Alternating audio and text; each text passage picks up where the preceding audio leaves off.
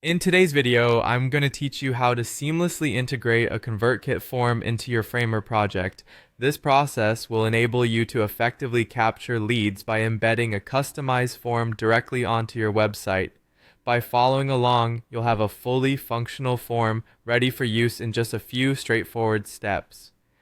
To start off, let's begin by logging into your ConvertKit account. This is your first step, so be sure to have your login details handy. Once you're in, you'll want to head over to the Grow section, easily accessible from the main menu.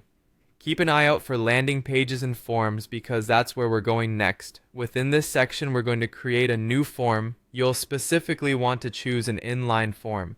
This type of form is ideal for embedding, as it seamlessly integrates with your website's content. Now comes the part where you can truly make this form your own.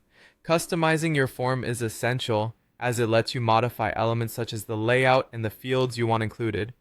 Take your time to adjust these settings until the form looks and functions exactly as you envision. Once you're satisfied, go ahead and click the Publish button. At this stage, you'll need to get the HTML embed code provided by ConvertKit.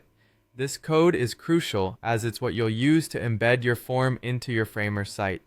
With the code in hand, it's time to switch over to your Framer project. Navigate to the specific page where you'd like the form to appear. Framer offers a lot of flexibility, so choose a spot where the form will be most effective, be it your home page, a landing page, or any other suitable area of your site. When you're on the desired page, the next step is to add an embed component. This is a pretty straightforward process. Simply locate the embed option within Framer's components library and add it to your page. Once placed, you can then paste the ConvertKit embed code into the specified embed box.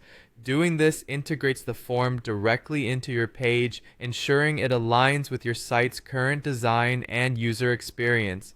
At this point, it's important to confirm that everything is up and running as it should be. To do this, you'll need to publish your Framer site. Publishing updates your live site with all of the changes you've made. After you've published, make sure to take a moment to test the form. Try subscribing with a test email to verify everything is functioning properly. Testing is always a wise step, as it helps preempt any possible glitches later on.